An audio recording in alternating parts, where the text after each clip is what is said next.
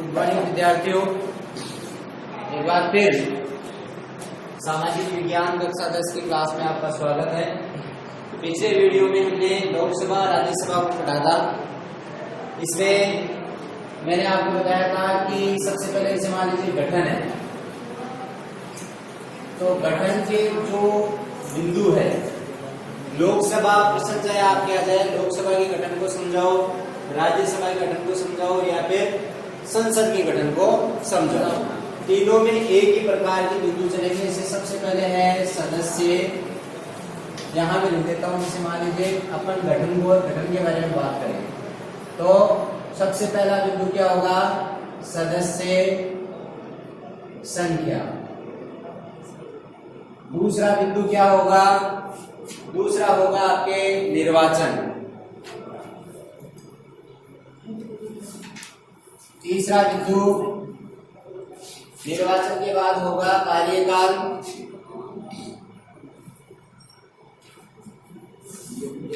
चौथा अधिवेशन। पांचवा आपका हो जाएगा पदाधिकारी।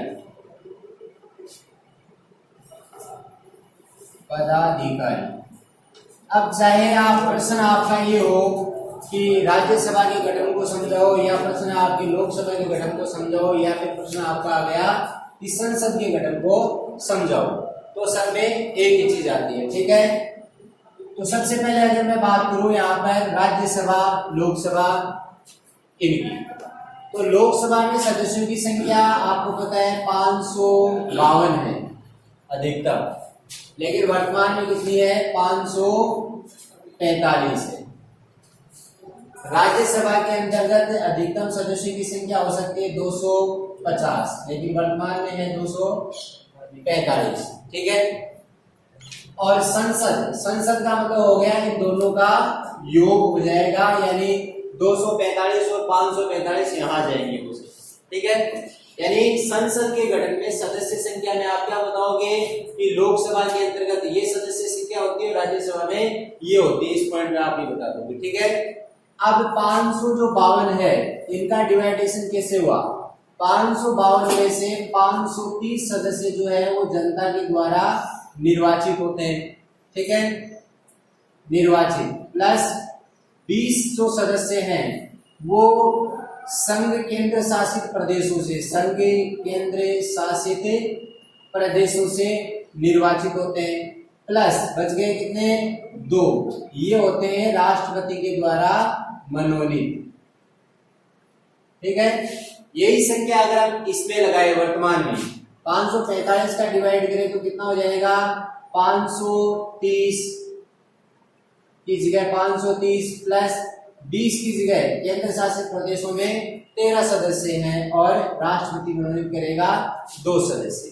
ठीक है, उसके बाद राज्यसभा में अगर हम देखें तो राज्यसभा में 238 सदस्य जो है वो राज्य विधानमंडल के सदस्य जो है वो एकल संक्रमणी आनुपातिक मत प्रणाली के द्वारा चुने जाते हैं।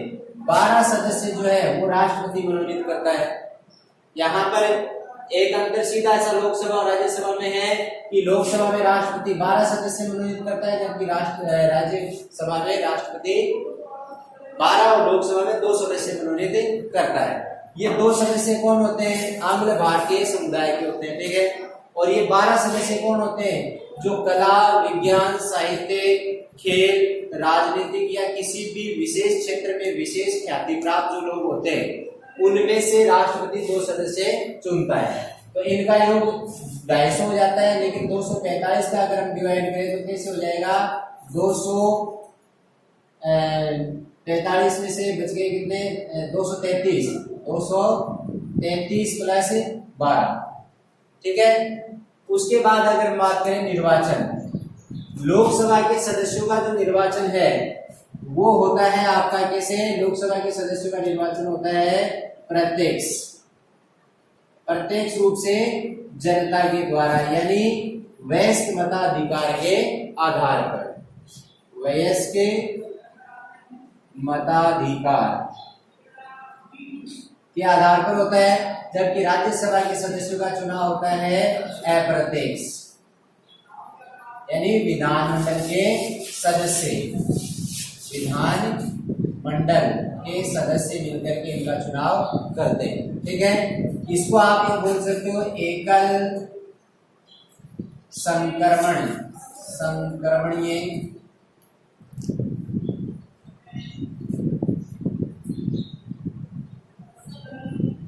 आनुपातिक मत प्रणाली से होता है। ठीक है, उसके बाद अब बात करें कार्यकाल।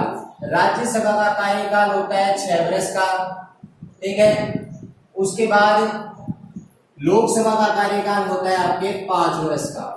लोकसभा जो है वो अस्थायी सदन है, क्योंकि इसे राष्ट्रपति प्रधानमंत्री की सलाह पर कभी भी भंग कर सकता है, जबकि राज्यसभा एक स्थायी सदन है, क्योंकि इसे राष्ट्रपति के द्वारा भंग नहीं किया जा सकता है। ठीक है, तो इसका प्रति सदस्य, प्रति यानी 2/3 सदस्य जो होते हैं वो 2 वर्ष के बाद कार्य मुक्त हो जाते हैं। इसके बाद अपन बात करें अधिवेशन। राज्यसभा का अधिवेशन में 2 अधिवेशन में कम से कम 6 माह का अंतर होना चाहिए, इसमें भी 6 माह का अंतर होना चाहिए। फिर है पदाधिकारी। लोकसभा के अंतर्गत पदाधिकारी होते हैं, एक तो अध्यक्ष होता है और एक होता है उपाध्यक्ष। इसमें राज्यसभा का सभापति होता है, यहाँ पे उपराष्ट्रपति होता ही है, और एक होता है उपसभापति। ठीक है, एक है सदस्यों की योग्यता। योग्यता सेम ही है दोनों में, भारत का नागरिक होना चाहिए, दोनों में भारत का नागरिक होता है, दोनों में पागल और दिवालिया घोषित नहीं होना चाहिए, दोनों में ही किसी लाभ के पद पर नहीं होना चाहिए। अंतर सिर्फ एक चीज का ही है, यहाँ लोकसभा में निर्वाचित होने के लिए सदस्य की योग्यता होनी चाहिए कितनी, 25 वर्ष उसकी आयु होनी चाहिए, और यहाँ पे होनी चाहिए 30 वर्ष आयु। तो ये आपके लोकसभा और राज्यसभा में अंतर भी आप स्पष्ट देख सकते हो, है ना। लोकसभा में ये सदस्य संख्या होती है, राज्यसभा के निर्वाचन इनका प्रत्यक्ष, इसका अप्रत्यक्ष। कार्यकाल इसका 5 वर्ष है, इसका 6 वर्ष है। अधिवेशन दोनों का सेम है। पदाधिकारी में अध्यक्ष होता है, सभापति होता है। योग्यता यहाँ 25 वर्ष होती है, यहाँ पर 30 वर्ष होती है। ठीक है, अगर ये चीज आप संसद के बारे में पूछे तो बिल्कुल ऐसा का ऐसा ही आप बता सकते हो, लेकिन फर्क ये है कि आपको क्या करना पड़ेगा, दोनों को साथ में मिला करके बताना पड़ेगा यहाँ। ठीक है, उसके बाद मैंने आपको बताया कि शक्तियां। ठीक है, तो शक्तियों की अगर मैं बात करूं तो शक्तियां भी दोनों की सेम ही है। 3% आपका यहाँ, अगर ये अंदर आपने अपनी कॉपी में उतार लिया है, लिख लिया है, तो ये इससे शॉर्ट एंड स्वीट तरीका कुछ नहीं होगा। ये शॉर्ट तरीका याद करने का, उसके बाद आप अपने पेन से चाहे जैसे आप इसको लिख सकते हो। ठीक है, अंतर का प्रश्न हो गया, लोकसभा के गठन को समझाओ, राज्यसभा के गठन को समझाओ, या फिर संसद के सदन को गठन को समझाओ। आपको ये सिर्फ 6 पॉइंट याद करने हैं। 6 पॉइंट जो है वो तीनों प्रश्नों के अंतर्गत आपके काम आएंगे। कहीं कुछ चेंज नहीं करना है, सिर्फ अंतर का मैटर आपको चेंज करना है। ठीक है, अब उसके बाद में बात करूं शक्तियों की, तो शक्तियां भी तीनों प्रश्नों की, प्रश्न चाहे ये आ जाए कि संसद की शक्तियां बताओ, या लोकसभा की शक्तियां बताओ, या फिर राज्यसभा की शक्तियां बताओ, तीनों प्रश्नों का जवाब एक ही जगह में लिख देता हूं। सबसे पहली शक्ति है विधायी शक्ति। ठीक है, अगर आप लोकसभा की शक्ति समझा रहे हो, या राज्यसभा की, या संसद की, तीनों में से किसी भी शक्ति को आप समझा रहे हो, तो सबसे पहले आपको डालना पड़ेगा क्या, विधायी शक्ति। ठीक है, दूसरी है वित्तीय शक्ति। तीसरी है संविधान में संशोधन, संविधान में संशोधन की शक्ति। और फिर है कार्यपालिका पर नियंत्रण, कार्यपालिका पर नियंत्रण। और एक है कौन सी, निर्वाचन संबंधी शक्ति। और है क्या कोई, ये 5 शक्तियां, ये 5 पॉइंट अगर आप याद कर लोगे तो आपके 4-4 नंबर के 3 प्रश्न कंप्लीट हो जाते हैं। क्योंकि मैंने आपको पिछले वाले वीडियो में ये बताया था कि चाहे लोकसभा की शक्ति पूछे, चाहे राज्यसभा की पूछे और चाहे संसद की पूछे, अगर आपको एक की याद हो गई तो तीनों की सेम ही लिख दो भले। ठीक है, क्यों है सेम? क्योंकि राज्यसभा के बिना लोकसभा नहीं है और लोकसभा के बिना राज्यसभा नहीं है। जो काम लोकसभा करेगी वही काम संसद करेगी, क्योंकि संसद के ये दोनों सदन है। जैसे मान लीजिए मैं उदाहरण के तौर पे आपको बताऊं, ये विधायी शक्ति, तो विधायी शक्ति में जैसे मान लो आप लोकसभा के बारे में बता रहे हो तो आप इतना ही लिखोगे कि लोकसभा जिस प्रश्न के बारे में पूछा जा रहा है, जिससे संबंधित प्रश्न पूछा जा रहा है उसका नाम पहले दे दो। भाई लोकसभा जो है वो राज्यसभा के साथ मिलकर संघ सूची, समवर्ती सूची, विशिष्ट विषय और कुछ मामलों में राज्य सूची के ऊपर कानून बनाती है। संसद जो है, क्योंकि ये दोनों क्या है, संसद जो है, संसद जो है वो नए कानून बना सकती है, पुराने कानूनों में चेंजेस कर सकती है। उसके बाद वित्तीय शक्ति, वित्तीय शक्ति के अंदर आप बताओगे क्या कि संसद के अंतर्गत लोकसभा को सबसे ज्यादा वित्तीय शक्ति प्रदान की गई है, यानी राष्ट्रपति की सिफारिश के आधार पर लोकसभा के अंतर्गत जो बजट मंत्री होता है, वित्त मंत्री होता है, वो पूरे साल का लेखा जोखा जो है वो संसद के अंतर्गत रखता है। लोकसभा में रखने के बाद ये लोकसभा से पारित होने के बाद राज्यसभा में जाता है। राज्यसभा के पास 14 दिन का समय है, अगर वो उसे अस्वीकार कर दे या 14 दिन तक कोई जवाब नहीं दे तो दोनों सदनों से वो पारित माना जाता है। तो दोनों तीनों की आएगी सेम ही। संविधान में संशोधन, यानी इसमें आप ये लिखोगे कि लोकसभा राज्यसभा के साथ मिलकर के, या लोकसभा और राज्यसभा जो है, या यूं कहते हैं कि संसद जो है वो भारत संविधान में संशोधन करने का कार्य करती है, यानी भारतीय संविधान के अनुच्छेद 368 में संविधान में संशोधन करने की शक्ति किसको प्राप्त है? संसद को प्राप्त है। ठीक है, और संसद जो है वो संविधान में 3 तरह से संशोधन करती है। एक तो साधारण बहुमत के द्वारा, एक 2/3 बहुमत के द्वारा और एक देश के आधे राज्यों की स्वीकृति प्लस दोनों सदनों में उपस्थित सदस्यों का 2/3 बहुमत। ठीक है, ये संविधान में संशोधन हो गया। अब है कार्यपालिका पर नियंत्रण की शक्ति, यानी लोकसभा कह दो या राज्यसभा कह दो। ठीक है, लोकसभा जो है राज्यसभा के साथ मिलकर के मंत्रिमंडल यानी कार्यपालिका, मंत्रिमंडल का मतलब क्या है? कार्यपालिका, कार्यपालिका को नियंत्रित करती है। कैसे? प्रश्न पूछ करके, शून्यकाल में निंदा प्रस्ताव ला करके, काम रोको प्रस्ताव ला करके, सरकार की आलोचनाएं करके ये इसको नियंत्रित करती है। और साथ ही क्या है कि लोकसभा जो है वो जो मंत्री परिषद है वो लोकसभा के प्रति सामूहिक रूप से उत्तरदायी मानी जाती है। अगर मान लीजिए कि लोकसभा मंत्रिमंडल के प्रति विश्वास मत खो देती है तो पूरा मंत्रिमंडल क्या हो जाता है? भंग हो जाता है। ठीक है, इसलिए ये इस पर नियंत्रण रखती है। चुनाव, यानी लोकसभा और राज्यसभा के सदस्य मिलकर, लोकसभा और राज्यसभा के सदस्य और साथ में राज्य में जो विधानमंडल है उनके सदस्य मिलकर के, 3 तरह के सदस्य हैं, लोकसभा के निर्वाचित सदस्य, राज्यसभा के निर्वाचित सदस्य और विधानमंडल के निर्वाचित सदस्य मिलकर राष्ट्रपति का और उपराष्ट्रपति का चुनाव करते हैं। यानी राष्ट्रपति और उपराष्ट्रपति के निर्वाचन में लोकसभा की भी भूमिका है, राज्यसभा की भी भूमिका है, यही कहते हैं कि संसद की भी भूमिका है। ठीक है, तो ये आपके 3 प्रश्न हो जाते हैं, 3 या 2 क्वेश्चन हो गए आपके। संसद के गठन को समझाओ, राज्यसभा के गठन को समझाओ, लोकसभा के गठन को समझाओ। 3 क्वेश्चन नहीं हो गया। एक चौथा क्वेश्चन हो गया कि दोनों में अंतर बताओ। ठीक है, 4 क्वेश्चन। 5वां क्वेश्चन हो गया राज्यसभा की शक्तियों का उल्लेख करो। 6ठा क्वेश्चन हो गया लोकसभा की शक्तियों का उल्लेख करो। और 7वां क्वेश्चन हो गया संसद की शक्तियां बताओ। ठीक है, तो 8 या 9 क्वेश्चन है जो आपके इस छोटे से डायग्राम से पूरे हो जाते हैं। इसको उतार लो, मुंह क्या पार्ट में बैठे क्या हो। इतना शॉर्ट तरीका तुम्हें कहीं नहीं मिलेगा। पेन और कॉपी हाथ में रखा करो, तुरंत लिखते ही बोर्ड चालू होते निकल लिया। उतारो इसको बढ़िया तरीके से, और जो समझाया उसको घर जाकर के फिर बाद में आप पाठ को पढ़ो। कि पार्ट में जो सर ने बताइए वही चीजें हैं क्या।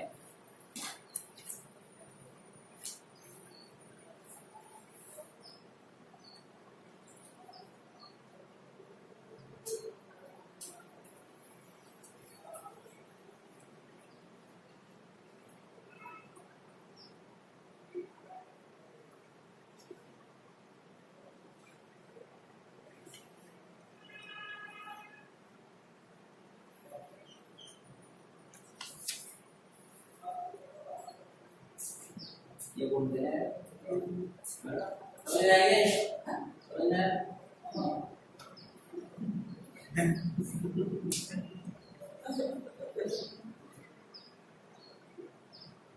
तो बोले यार सर ये कौन लोग नहीं बता रहा है तो मालूम है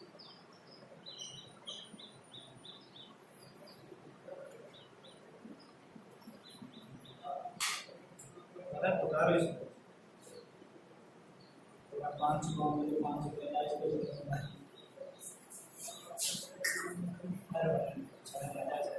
फटाफट उतारो देंगे जल्दी।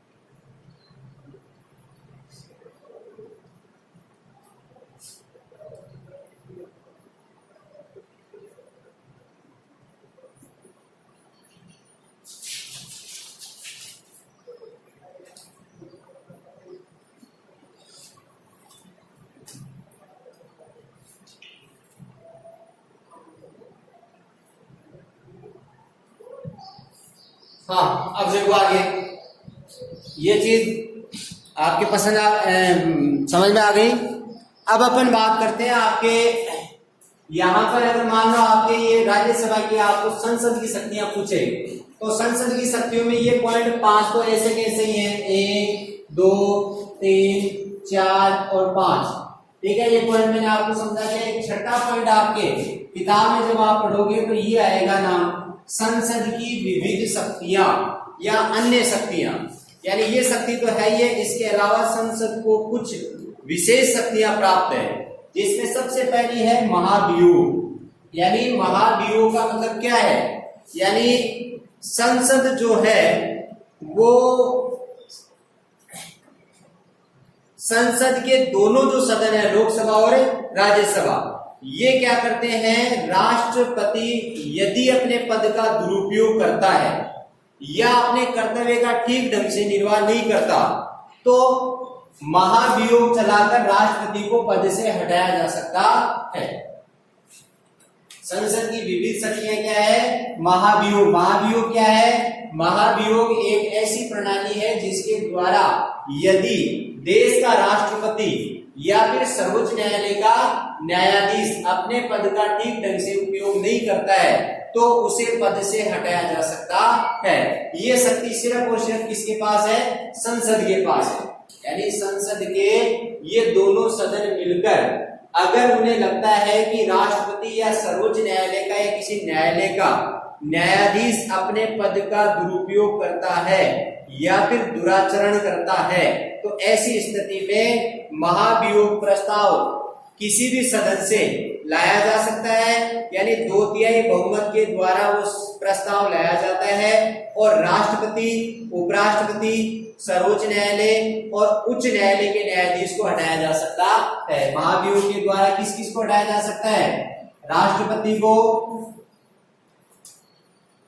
उपराष्ट्रपति, सर्वोच्च न्यायालय, सुप्रीम कोर्ट, एससी का मतलब है सुप्रीम कोर्ट के न्यायाधीश और उच्च न्यायालय के न्यायाधीश, उच्च न्यायालय का न्यायाधीश। यानी संसद के दोनों सदन, लोकसभा और राज्यसभा 2/3 बहुमत के द्वारा, 2/3 बहुमत के द्वारा महाभियोग प्रस्ताव ला करके राष्ट्रपति, उपराष्ट्रपति, सर्वोच्च न्यायालय के न्यायाधीश और उच्च न्यायालय के न्यायाधीश को उसके पद से, कार्यकाल से पहले ही हटा सकते हैं। क्यों, यदि उसने अपने पद का दुरुपयोग किया है या संवैधानिक जो सिस्टम है उस सिस्टम के अनुसार वो कार्य नहीं करता है या दुराचरण करता है, तो उसे पद से हटाया जा सकता है। दूसरी शक्ति है संसद की संकट काल में। संकट काल का मतलब होता है आपातकाल। यानी देश में अगर मान लीजिए कि युद्ध हो गया या कोई बाहरी आक्रमण हो गया, तो अनुच्छेद 352 है, आपातकाल है 352, 356, 360, ये युद्ध होने की स्थिति में लागू होता है। ये संवैधानिक तंत्र अगर बिगड़ जाता है तब लागू किया जाता है, और ये वित्तीय संकट उत्पन्न होने पर संकट काल की घोषणा की जाती है। तो संकट काल के दौरान क्या करती है संसद की शक्ति, क्या है, राष्ट्रपति के द्वारा घोषित संकटकालीन घोषणा की प्राथमिकता के लिए एक घोषणा 1 महीने के अंदर संसद के दोनों सदनों से अनुमोदित होनी चाहिए। यानी अगर मान लीजिए कि देश में राष्ट्रपति संकट काल की घोषणा करता है, तो उसकी स्वीकृति संसद से 1 माह पहले लेनी पड़ती है, ठीक है। और राष्ट्रपति शासन एक बार में कितने महीने के लिए लागू होगा, 6 माह के लिए लागू होगा। कितने महीने के लिए, 6 महीने के लिए लागू होगा। अगर जरूरत पड़ती है तो उसे 6 महीने के लिए आगे और बढ़ाया जा सकता है, पर इसके लिए भी संसद के दोनों सदनों की स्वीकृति लेना जरूरी है, ठीक है। फिर से देख लो, संसद की विविध शक्तियां या अन्य शक्तियां क्या है, महाभियोग। यानी संसद के दोनों सदन मिलकर के यदि देश का राष्ट्रपति, उपराष्ट्रपति, सर्वोच्च न्यायालय का न्यायाधीश और अन्य न्यायालय के न्यायाधीश अपने पद का दुरुपयोग करते हैं या दुराचरण करते हैं तो उन्हें उनके समय से पहले ही दोनों सदनों से महाभियोग पारित करके 2/3 बहुमत से पद से हटाया जा सकता है। इस प्रक्रिया को क्या कहते हैं? महाभियोग कहते हैं। ठीक है। संकट काल में संसद के दोनों सदन की क्या शक्ति है? देश में अगर मान लीजिए कि युद्ध है, तंत्र फेल हो गया या वित्तीय किसी भी प्रकार का संकट काल लागू किया जाता है तो वो राष्ट्रपति करता है। तो राष्ट्रपति संकट काल की घोषणा करने के 1 महीने पहले संसद के दोनों सदनों से अनुमोदित करता है उस चीज को, यानी विचार विमर्श करता है भाई ऐसी परिस्थिति बनी है तो संकट काल की घोषणा की जानी चाहिए। और संकट काल को एक बार में 6 महीने तक बढ़ाया जा सकता है और जरूरत पड़े आगे तो 6 महीने के लिए लागू किया जा सकता है। उसके बाद राज्यसभा के अंतर्गत आपने देखा राज्यसभा में ये 5 शक्तियां तो है, ये भी राज्यसभा की है 5 शक्तियां। अब राज्यसभा के बाद 2 शक्ति और है, एक तो है विशेष शक्ति और एक है राज्यसभा की विविध शक्ति। हाँ, इसके बाद राज्यसभा की 2 शक्तियां और है। एक तो है, प्रश्न आपको बनता है कि राज्यसभा की विशेष शक्तियां क्या है, तो विशेष शक्ति 2 है, यानी राज्यसभा जो है वो क्या करती है कि किसी भी विषय, राज्य सूची के किसी भी विषय, ये जो राज्यसभा है ना वो राज्य सूची के किसी भी विषय को राष्ट्रीय महत्व का विषय घोषित करा सकती है। यानी राज्यसभा राज्य सूची के किसी भी विषय को राष्ट्रीय महत्व का विषय घोषित करा सकती है अनुच्छेद 249 के तहत। 249 विशेष शक्ति। पहले आप क्या बताओगे कि राज्यसभा जो है वो राज्य सूची के किसी भी विषय को राष्ट्रीय महत्व का विषय घोषित करा सकती है अनुच्छेद 249 के तहत। इस लाइन को आप ऐसे भी बोल सकते हो कि अनुच्छेद 249 के अनुसार राज्यसभा उपस्थित और मतदान में भाग लेने वाले सदस्यों के 2/3 बहुमत से राज्य सूची के किसी भी विषय को राष्ट्रीय महत्व का विषय घोषित करा सकती है। और दूसरी शक्ति है अनुच्छेद 312 के तहत। अनुच्छेद 312 के तहत राज्यसभा जो है वो क्या करती है? राज्यसभा 2/3 बहुमत के आधार के ऊपर अखिल भारतीय सेवाओं की स्थापना करने का अधिकार केंद्र को दे सकती है। अखिल भारतीय सेवाओं का सर्जन करने का अधिकार संसद को दे सकती है अनुच्छेद 312 के तहत राज्यसभा। ठीक है, ये 2 है राज्यसभा की विशेष शक्तियां। और एक प्रश्न आपका और रह जाता है राज्यसभा से जुड़ा हुआ है कि राज्यसभा की विविध शक्तियां क्या है। विविध शक्तियां जैसे आप अभी यहाँ संसद की विविध शक्तियां आपने देखी ना, वैसे ही राज्यसभा की विविध शक्तियां क्या है।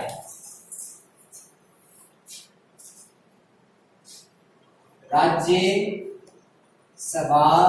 की विविध का मतलब अन्य शक्तियां। तो राज्यसभा की अन्य शक्तियां वैसे 4 दे रखी है, लेकिन मैं इसको 2 भी कर सकता हूं। ठीक है, पहली शक्ति तो क्या है? पहली शक्ति है कि राज्यसभा जो है वो राष्ट्रपति के चुनाव में भाग लेती है। यानी पहली शक्ति है राज्यसभा के निर्वाचित सदस्य राष्ट्रपति के चुनाव में भाग लेते हैं। राज्यसभा के निर्वाचित सदस्य राष्ट्रपति का चुनाव करते हैं। वैसे लोकसभा के भी करते हैं, लेकिन यहाँ राज्यसभा के बारे में पूछे तो राज्यसभा का मैं बता रहा हूं आपको। ठीक है, दूसरा क्या है? ये कौन? राज्यसभा के सदस्य। ये उपराष्ट्रपति का चुनाव करते हैं। राज्यसभा के निर्वाचित सदस्य राष्ट्रपति का चुनाव करते हैं और राज्यसभा के निर्वाचित सदस्य उपराष्ट्रपति का भी चुनाव करते हैं। तीसरी चीज ये है कि राज्यसभा जो है लोकसभा के साथ मिलकर के राज्यसभा प्लस लोकसभा दोनों मिलकर के क्या करती है, राष्ट्रपति, उपराष्ट्रपति, सर्वोच्च न्यायालय के न्यायाधीश और अन्य न्यायालयों के न्यायाधीश के खिलाफ महाभियोग प्रस्ताव ला करके इन तीनों को हटा सकती है, चारों। ठीक है, यानी राज्यसभा लोकसभा के साथ मिलकर राष्ट्रपति, सर्वोच्च न्यायालय के न्यायाधीश और अन्य पदाधिकारियों पर महाभियोग ला सकती है। ठीक है, चौथी शक्ति, राज्यसभा लोकसभा के साथ मिलकर बहुमत से प्रस्ताव पारित करके उपराष्ट्रपति को पद से हटा सकती है। वही बात हो गई, यानी ये सारी इसी में आ जाएगा, तीन में, यानी लोकसभा और राज्यसभा दोनों मिलकर के राष्ट्रपति, उपराष्ट्रपति, सर्वोच्च न्यायालय के न्यायाधीश और अन्य न्यायालयों के न्यायाधीश के खिलाफ महाभियोग पर प्रस्ताव ला करके उन्हें पद से हटा सकती है। ठीक है, और एक है कि 1 माह से अधिक अवधि तक यदि आपातकाल लागू रखना होता है तो इस प्रकार के प्रस्ताव का अनुमोदन लोकसभा और राज्यसभा दोनों के द्वारा पृथक अपने विशेष बहुमत से किया जाना जरूरी है। ठीक है, तो ये है राज्यसभा की विशेष शक्तियां और ये है राज्यसभा की विविध शक्तियां। इसको दो में करें तो कैसे कि लोकसभा के निर्वाचित सदस्य मिलकर के राष्ट्रपति और उपराष्ट्रपति का चुनाव करते हैं। ठीक है, फिर इसका उल्टा क्या हो गया, चुनाव कर दिया तो लोकसभा और राज्यसभा दोनों के सदस्य मिलकर राष्ट्रपति और उपराष्ट्रपति को महाभियोग प्रस्ताव द्वारा हटा भी सकती है। यही चुनाव करती है और ये इसको हटा देती है। ठीक है, तो ये आपका 8 क्वेश्चन मेरे हिसाब से आपके तैयार हो जाते हैं अगर आपने ठीक से देखा है, सुना है तो। आज के वीडियो के लिए इतना ही। आगे अपन देखेंगे कि राष्ट्रपति का चुनाव कैसे होता है, राष्ट्रपति की शक्तियां क्या है, प्रधानमंत्री और मंत्री परिषद का गठन वगैरह और शक्तियों के बारे में अध्ययन करेंगे। हमारे साथ ऐसे ही बने रहे। वीडियो अगर पसंद आया है तो लाइक करें, कमेंट करें, शेयर करें।